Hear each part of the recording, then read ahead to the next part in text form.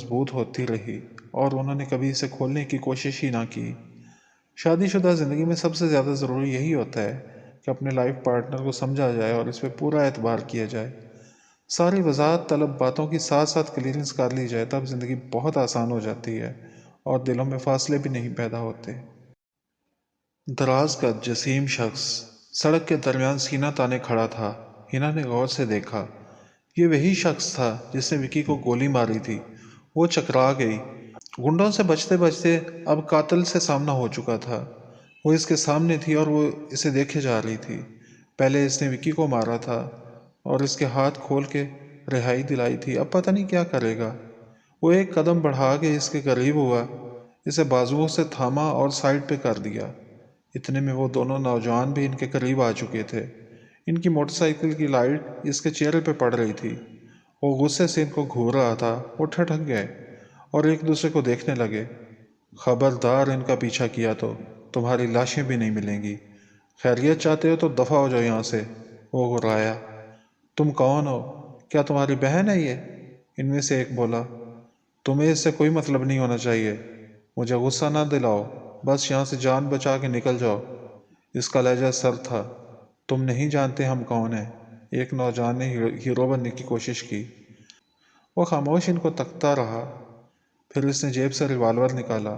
Pistol کو دیکھ کے دونوں گھبرا گئے۔ اس نے ریوالور سیدھا کیا اور ایک بار پھر ٹرچ کی آواز آئی۔ ہیرو بننے کی کوشش کرنے والا نوجوان اپنی ٹانگ پکڑ کے زمین پہ گر گیا۔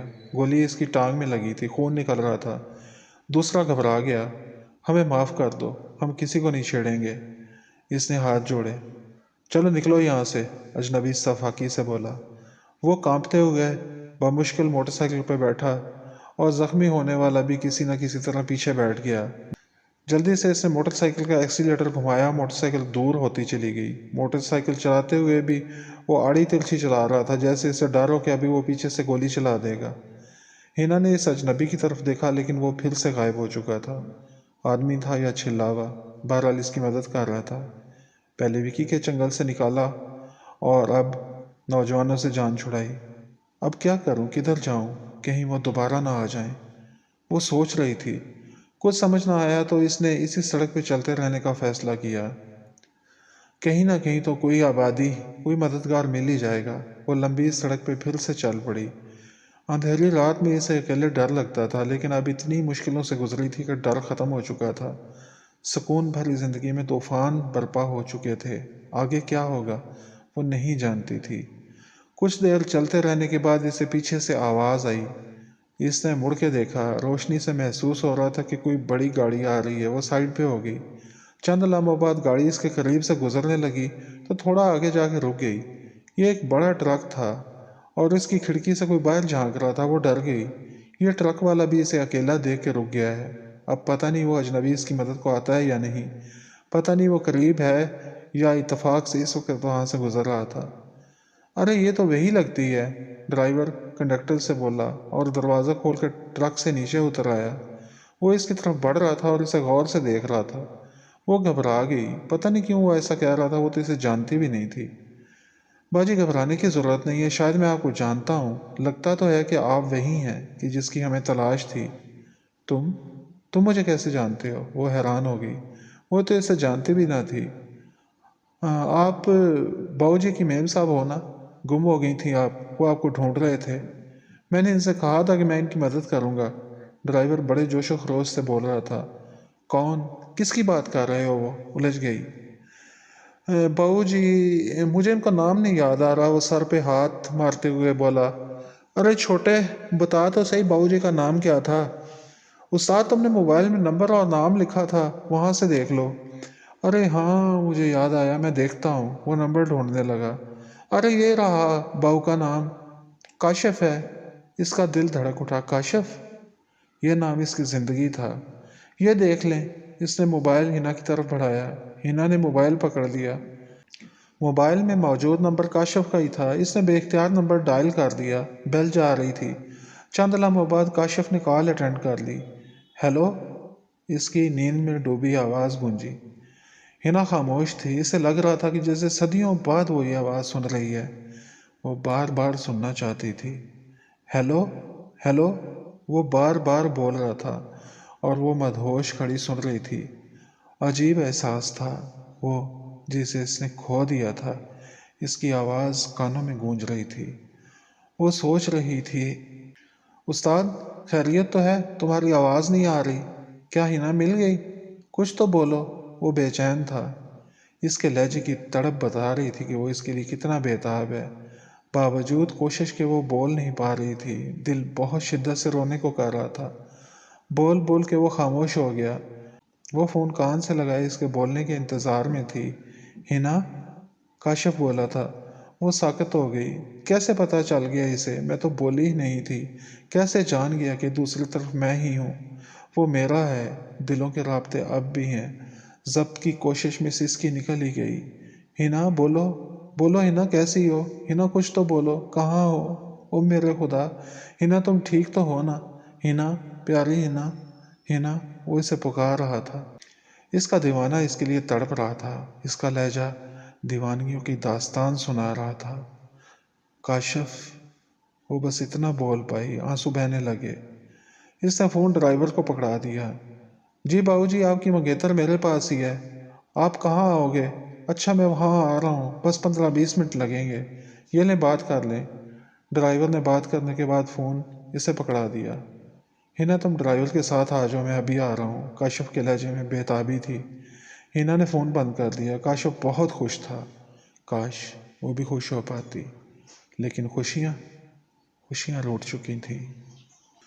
کاشف کی خوشی کی کوئی انتہا نہ تھی۔ وہ لمحے آ چکے تھے جن کے لیے کب سے وہ بے قرار تھا۔ کتنے دنوں کی مایوسیاں، اداسیاں مٹ چکی تھیں۔ آخر کار ہینا مل گئی تھی۔ گاڑی ہواؤں میں اڑ رہی تھی۔ اس کا بس نہیں چل رہا تھا کہ گاڑی روک کے خود ہواؤں میں اڑتا ہوا ہینا کے پاس پہنچ جائے۔ ہینا کے پاپا کو اس نے نہیں بتایا تھا۔ ان کو سرپرائز دینا چاہتا تھا۔ نومبر کی خنک رات میں دھند آہستہ آہستہ آسمان سے نیچے اتر رہی تھی۔ اس نے مرر نیچے کر لیا۔ سرد ہوا کے جھونکے اس کے چہرے سے ٹکرا رہے تھے۔ اسے جیسے ایک نئی زندگی ملی تھی۔ اس نے سیڑھی آن کر دی۔ لے جا مجھے ساتھ تیرے، مجھ کو نہ رہنا ساتھ میرے۔ تھوڑی سی دوریاں ہیں، تھوڑی سی مجبوریاں ہیں، لیکن جانتا ہے میرا دل، ایک دن تو آئے گا جب مسکرائے گا میرا دل۔ ٹریک چینج ہوا۔ کورے سے پنے پہ دل نے کوئی غزل پائی۔ پہلی بارش اس دل پہ عشق نے برسائی۔ ہر نظر میں ڈھونڈی جو تھی تجھ میں پائی وفا۔ جان میری بن گیا تو، جان میں جان لیا۔ تو ہی میرا میت ہے، تو ہی میری پریت ہے، جو لبوں سے ہو سکے نہ جدا، ایسا میرا گیت ہے۔ گانے چل رہے تھے۔ اسے شاپنگ پلازا کے پاس پہنچنا تھا۔ وہیں ٹرک ڈرائیور کو پہنچنے کا اس نے کہا تھا، اور وہ تیزی سے رواں دواں تھا، لیکن وقت کچھوے کی رفتار سے رینگ رہا تھا، اور گاڑی کی رفتار 90 سے اوپر ہی تھی، لیکن اسے پھر بھی آہستہ لگ رہی تھی۔ ہینا کیسی ہوگی؟ اس پہ کیا گزری ہوگی؟ سوالات جو اس کے دماغ میں تھے، لیکن اس وقت سب سے زیادہ یہی خیال حاوی تھا کہ وہ جلد از جلد وہاں پہنچ جائے۔ کینارا روڈ سے ہوتا ہوا وہ لنک روڈ پہ آ گیا۔ روڈ سنسان تھے۔ اگلے 5 منٹ میں اسے شاپنگ پلازا کی لائٹس نظر آنے لگی۔ اس کے دل کی دھڑکن تیز ہو رہی تھی۔ وہ جانتا تھا کہ اب ایسے ہی ہوگا۔ ہینا کے قریب آتے دل کی دھڑکن تیز نہ ہو، ایسا ممکن ہی نہیں۔ پلازا کے پاس پہنچ کے اس نے گاڑی روک دی اور باہر نکل آیا۔ ابھی ٹرک نہیں پہنچا تھا۔ چند منٹ گاڑی میں بیٹھا رہا۔ بے چینی حد سے بڑی تو باہر نکل آیا اور روڈ پہ ٹہلنے لگا۔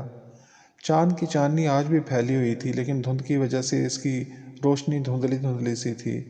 انتظار طویل ہو رہا تھا۔ وہیں کھڑے کاشف کو 10 منٹ سے زیادہ ہو چکے تھے، لیکن دور دور تک ٹرک کے آثار نظر نہیں آ رہے تھے۔ اس کے دل میں انجانے خدشات سر اٹھانے لگے۔ ہینا کیوں نہیں آئی ابھی تک؟ اب تک تو انہیں پہنچ جانا چاہیے تھا۔ اس نے کال کی، لیکن ڈرائیور کا نمبر آف جا رہا تھا۔ خیریت ہو؟ منزل قریب آتے آتے پھر سے دور نظر آ رہی تھی۔ وہ مایوس ہو رہا تھا۔ مجھے چاہیے تھا ڈرائیور کو وہیں رکنے کے لیے کہہ دیتا اور خود وہاں چلا جاتا۔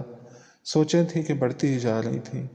20 منٹ، پھر 30 منٹ ہو گئے، لیکن ابھی تک ٹرک نہیں آیا تھا۔ کاشف کشمکش میں پڑ گیا۔ کیا کرے اب؟ ان کو ڈھونڈنے کے لیے جائے یا یہیں پہ انتظار کرے؟ مزید انتظار؟ کیا پتہ کسی وجہ سے ان کو دیر ہوگی اور وہ یہیں پہ آئیں، لیکن فون کیوں بند جا رہا ہے؟ کہیں ٹرک ڈرائیور کی نیت خراب تو نہیں ہو گئی؟ لیکن ایسا ہوتا تو وہ فون کیوں کرتا؟ وہ پریشان تھا، کچھ بھی ہونا ممکن تھا۔ حالات اتنی تیزی سے بدلے تھے کہ کبھی اس نے ایسا سوچا بھی نہ تھا۔ یہاں کھڑے رہنے سے کیا حاصل، مجھے خود جانا چاہیے، کیا پتا وہ کسی مصیبت میں ہو اور میں ان کی مدد کر سکوں۔ کاشف گاڑی میں بیٹھا، گاڑی اسٹارٹ کی اور یو ٹرن لے کے دوسری سڑک پہ آ گیا۔ گاڑی دھند کو چیرتی ہوئی آگے بڑھ رہی تھی۔ ابھی تھوڑا آگے بڑھا تھا کہ مخالف روڈ پہ ٹرک جاتا دکھائی دیا۔ ٹرک تیز رفتاری سے جا رہا تھا۔ شاید وہی ٹرک ہے۔ اس نے گاڑی برق رفتاری سے گھمائی، ٹائر چرچرائے اور اب وہ اسی روڈ پہ واپسی کی جانب گامزن تھا۔ رات گئے ون وے کی کھلی خلاف ورزی تھی، لیکن وہ مزید دیر نہیں چاہتا تھا۔ ٹرک کے ساتھ ساتھ گاڑی بھگائے جا رہا تھا۔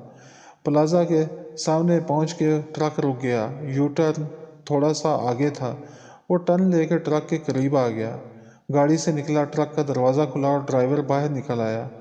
لو باؤ جی، موبائل بند ہو گیا تھا اور ٹائر پنچر ہو گیا تھا، اس لیے دیر ہو گئی، ڈرائیور اپنے مخصوص انداز میں بولا۔ ہنا کہاں ہے؟ وہ بے چین تھا، اس کی نظر ٹرک پر ہی تھی۔ دروازہ کھلا اور ہنا نے پاؤں پائیدان پہ رکھا۔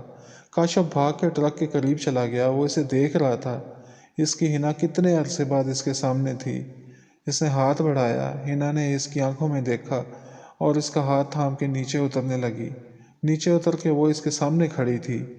پلازا کی جلتی بجھتی روشنیوں میں وہ اسے دیکھ رہا تھا۔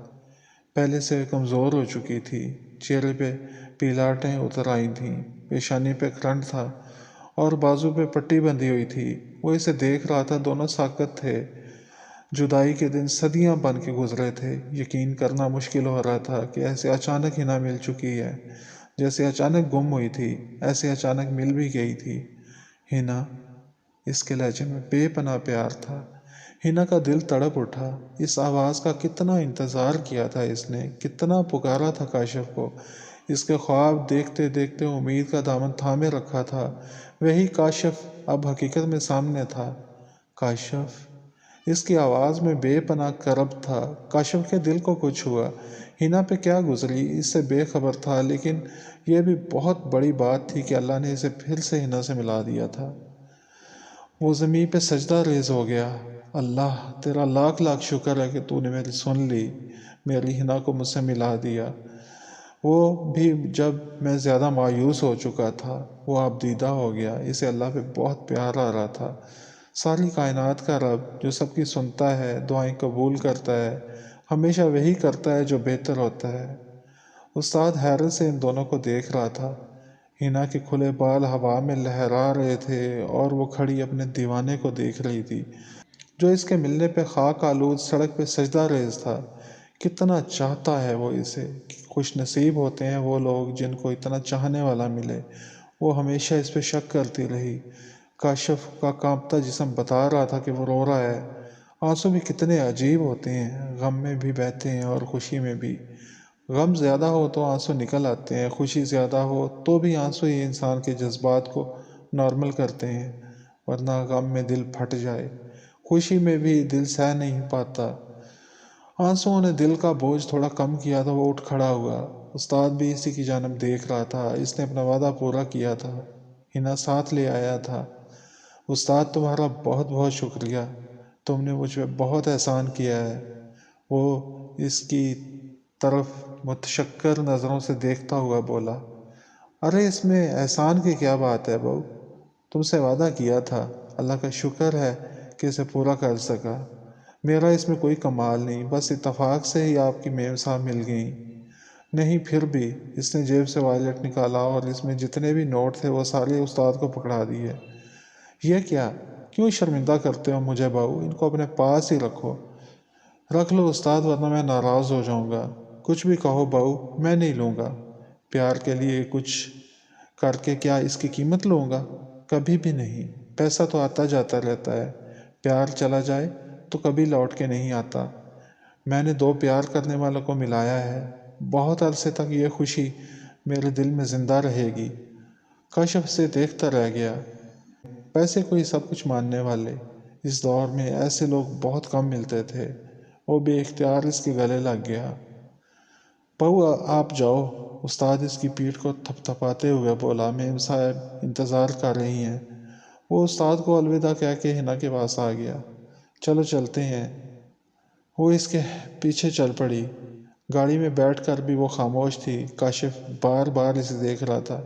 اس کی حالت کے پیش نظر وہ بھی خاموش تھا کہ باتیں تو بعد میں ہو سکتی تھیں، فی الحال اس کے لیے آرام ضروری تھا۔ اس کے لیے اتنا ہی کافی تھا کہ وہ مل گئی ہے اور اس کے ساتھ ہے، اس کے پاس ہے۔ گاڑی ہنا کے گھر کی طرف بھاگی جا رہی تھی۔ اس نے سی ڈی آن کر دی۔ خواجہ غلام فرید گن شکر کا کلام استاد جمل کی آواز میں گونجنے لگا۔